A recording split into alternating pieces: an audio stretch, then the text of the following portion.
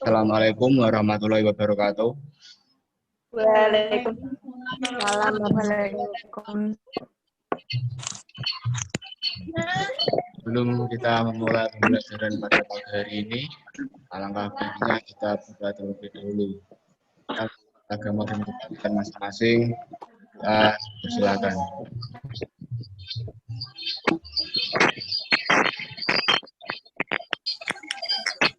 Selesai. Pagi hari ini kita akan pelajari tentang teks ceramah, yaitu menganalisis isi, struktur, dan kebiasaan dalam teks ceramah.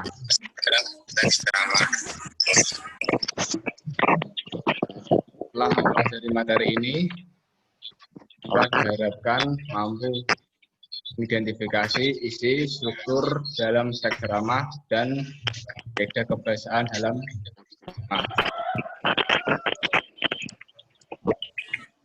Akan bayangkan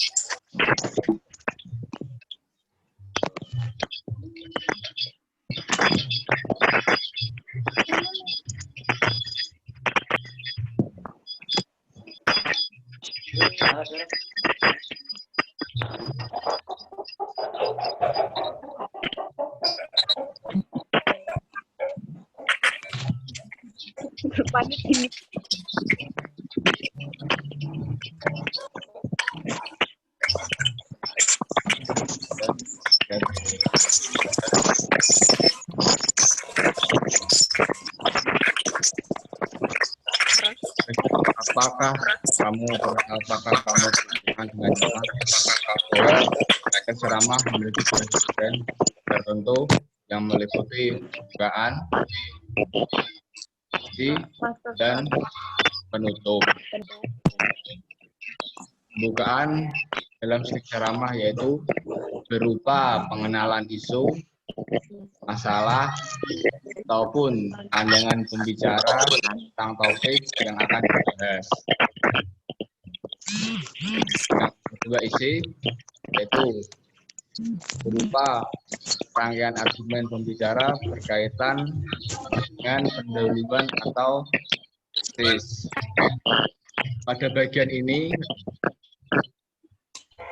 kemukakan pula sejumlah fakta yang memperkuat argumen-argumen pembicara. Yang ketiga penutup, yaitu penegasan kembali atas pernyataan-pernyataan.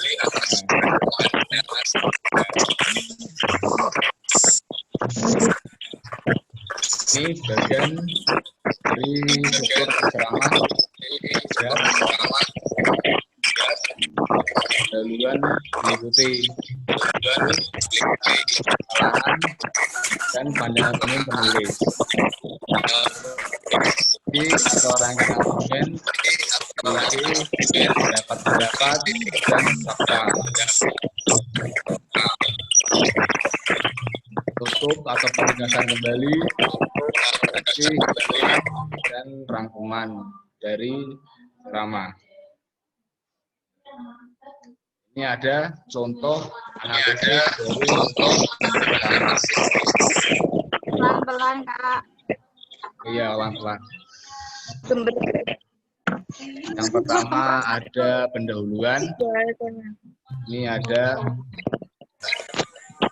penggalan kalimat dari pendahuluan. Ini ada pemilihan kata-kata oleh masyarakat. Ini cenderung dibandingkan dahulu ketika dan tersebut tampak pada ungkapan-ungkapan dari kalangan dalam menunjukkan pendapat dan perasaan-perasaannya. Ini ketika berdemonstrasi maupun rapat umum.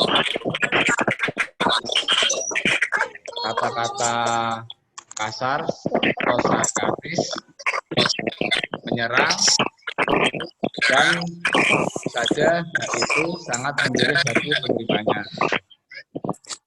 Bagian ini mengenalkan permasalahan utama atau tesis.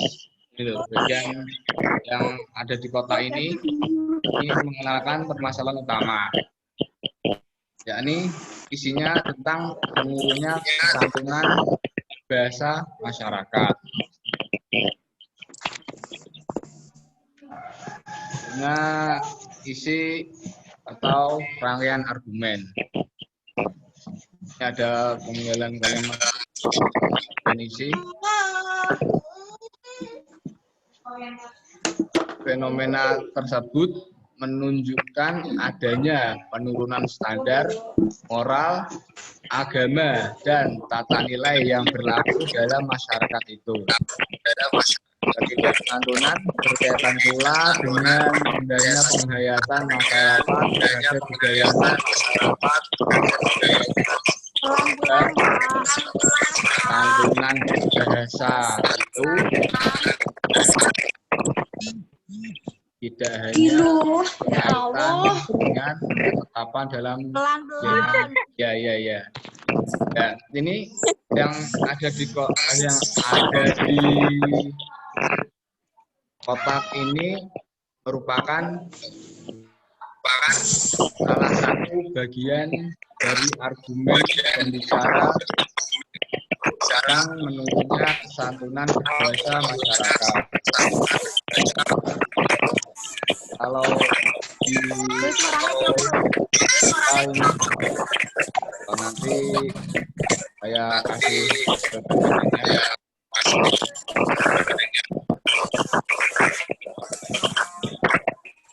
Berikutnya ada penutup atau penegasan kembali. Kotak ini berisi dari argumen dan tesis yang tadi saya sudah bacakan, yaitu anak perlu dibina dan dididik berbahasa santun. Apabila dibiarkan, tidak mustahil rasa kesantunan itu akan hilang, hingga anak itu kemudian menjadi arogan, kasar, dan sering dari nilai etika dan agama. Bagian ini merupakan simulan dari penalaran penjelasan sebelumnya, yang ditandai oleh kata-kata yang berupa saran-saran yang sertai ulang hingga alasan.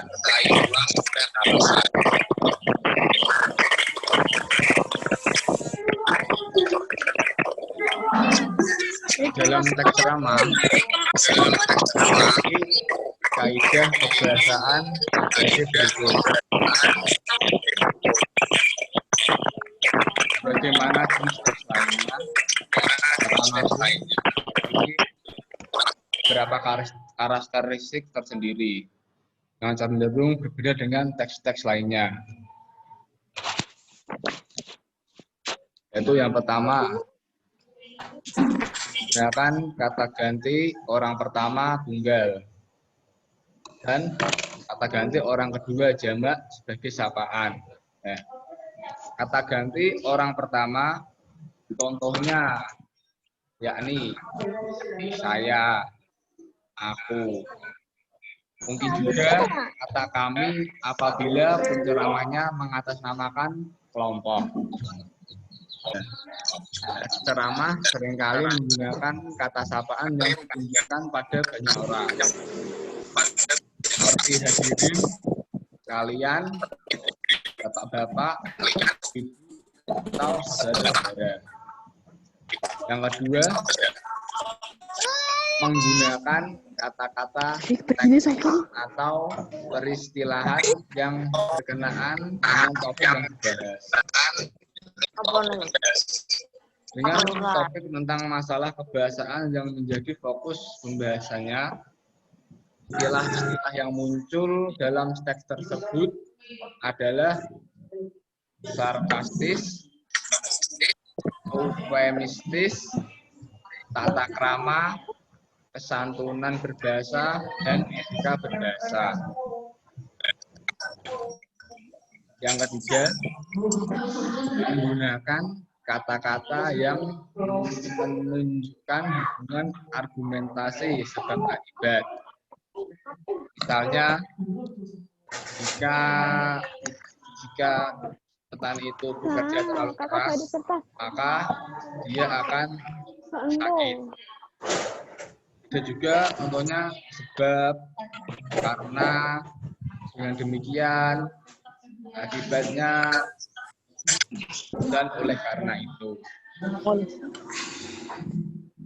Selain itu, dapat pula digunakan kata-kata yang menunjukkan hubungan temporal atau perbandingan ketentangan.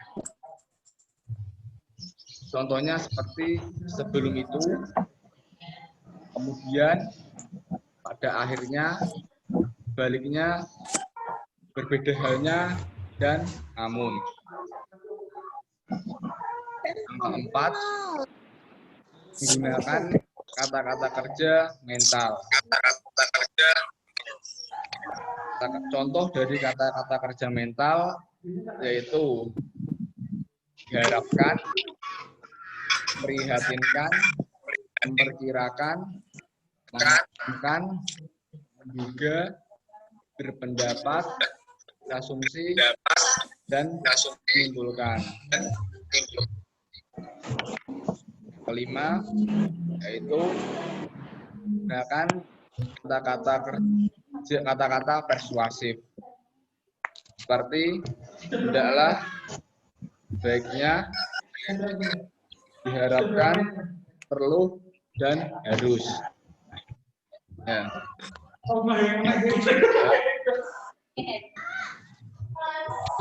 Ya, itu tadi materi yang kita bahas pada pertemuan kali ini.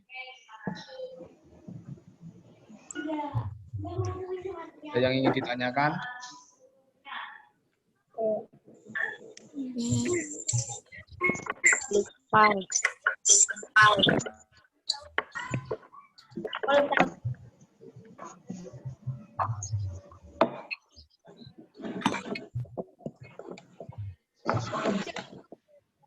Kecepatan. Nanti filenya akan kasih PPT-nya biar bisa. Ya.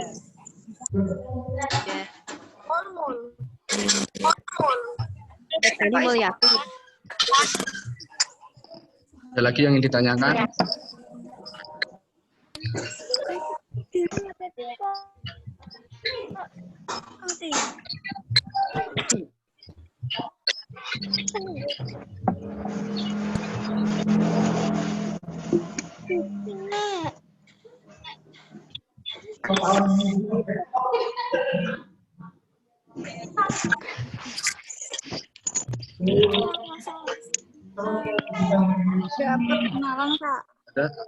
Ada yang ingin ditanyakan atau tidak?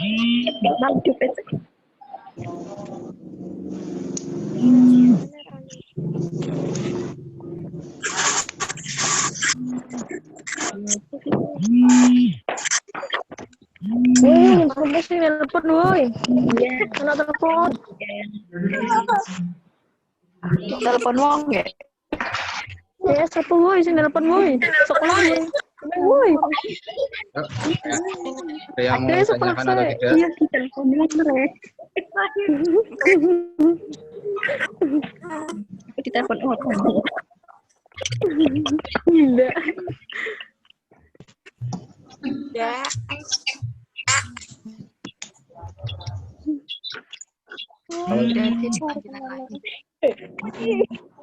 Kalau tidak ada yang ingin ditanyakan, kita akan memberikan kesimpulan pertemuan pada pagi ini. Yaitu bagian teks ceramah meliputi 1. Pembuka, 2. Isi, dan 3. Tutup. Dan beda-beda kebahasan teks ceramah ada 5. Itu satu, menggunakan kata ganti orang pertama tunggal dan kata ganti orang kedua jamak. Yang kedua, menggunakan kata-kata teknis atau peristilahan. Yang ketiga, menggunakan kata-kata yang menunjukkan hubungan argumentasi sebab akibat, dan kata-kata yang menyatakan hubungan temporal. Yang keempat, menggunakan kata-kata kerja mental, dan yang kelima, menggunakan kata-kata persuasif. Tadi simulan pembelajaran kita pada pagi hari ini. Nanti akan Bapak tugas kerjakan satu biar yang ngirimnya di link.